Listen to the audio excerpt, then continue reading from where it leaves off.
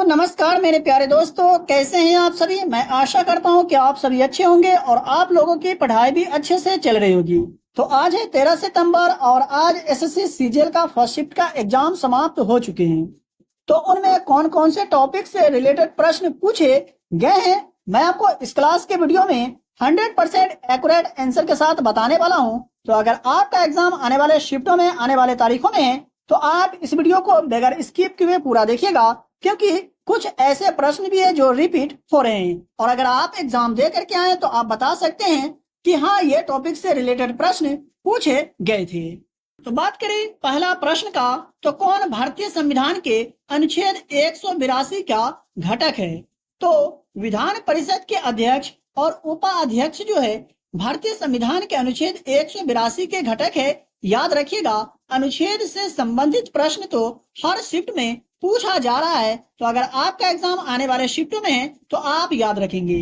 बात करें अधिक जानकारी की, तो अनुच्छेद 171 जो है विधान परिषद की संरचना के बारे में बताता है। तो आपसे प्रश्न पूछा जा सकता है कि विधान परिषद की संरचना के बारे में कौन से अनुच्छेद में बताया गया है। तो भारतीय संविधान के अनुच्छेद 171 में विधान परिषद की संरचना के बारे में बताया गया है।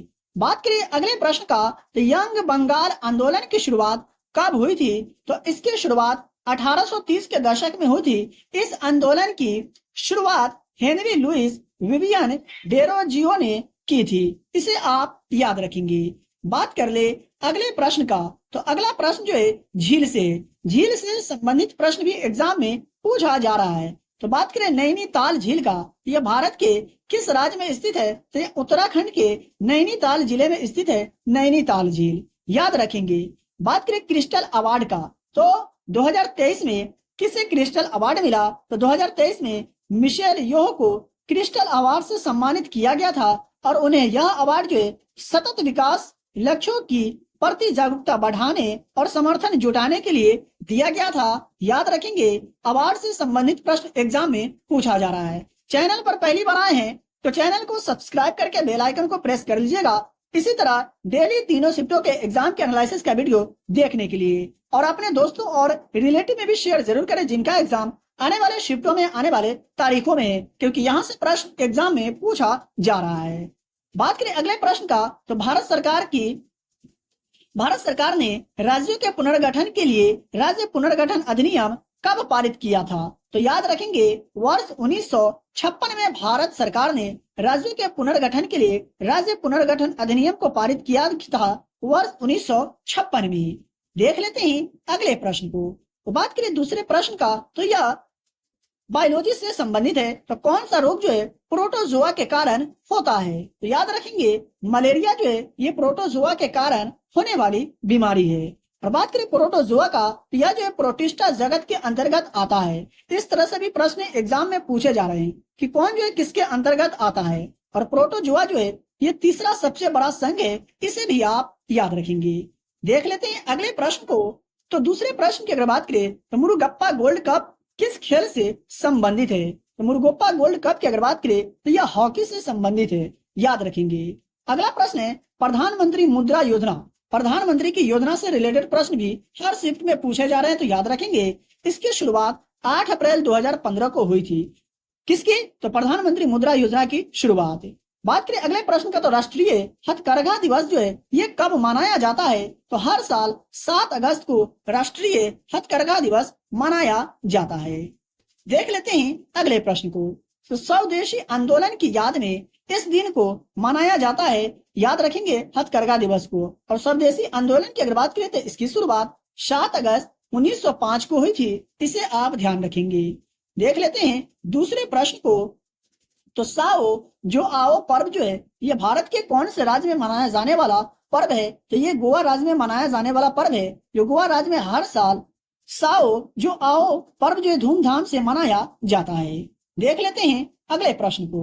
तो बात करें दूसरे प्रश्न का, तो भारत में बायोस्फीयर रिजर्व परियोजना से रिलेटेड भी प्रश्न पूछे जा रहे हैं, तो याद रखेंगे। इसकी शुरुआत वर्ष 1986 में की गई थी। भारत में बायोस्फीयर रिजर्व की परियोजना की शुरुआत। और भारत सरकार का पहला बायोस्फीयर रिजर्व की अगर बात करें तो नीलगिरी था, जिसे साल 1986 में ही स्थापित किया गया था। बढ़ते हैं दूसरे प्रश्न की ओर। तो बात करें अगले प्रश्न का, तो भारत में हरित क्रांति की शुरुआत कहां से हुई थी?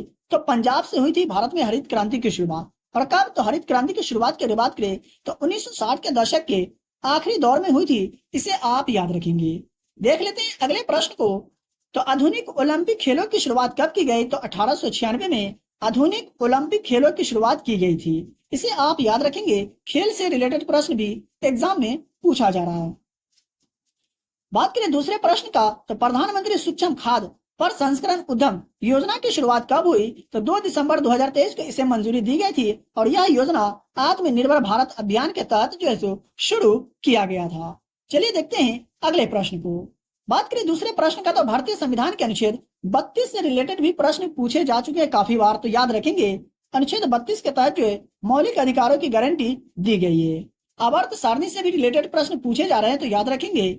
आधुनिक आवर्त सारणी की अगर बात करें तो दिमित्री मेंडलीव ने दिया था और उन्होंने 1869 में पहली आवर्त सारणी तैयार की थी। किसने? तो दिमित्री मेंडलीव ने। और कब? तो 1869 में। अधिक जानकारी की अगर बात करें तो आधुनिक आवर्त सारणी को पूर्ण रूप से अंग्रेज के भौतिक वैज्ञानिक हेनरी मोसले ने 1913 में इसे किया था। देख लेते हैं अगले प्रश्न को।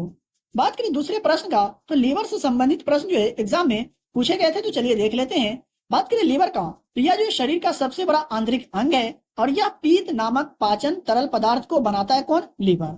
बात करें दूसरे प्रश्न का, तो भौतिक से है। रेडियन और स्टेरेडियन किनके मात्रक है? तो रेडियन समतल कोण के मात्रक है तथा स्टेरेडियन जो है ये घन कोण के मात्रक है। तो ये थे कुछ महत्वपूर्ण प्रश्न जो आने वाले शिफ्टों के लिए काफी महत्वपूर्ण है और यहाँ से प्रश्न आपको अपने एग्जाम के पेपर में देखने को मिल सकते हैं।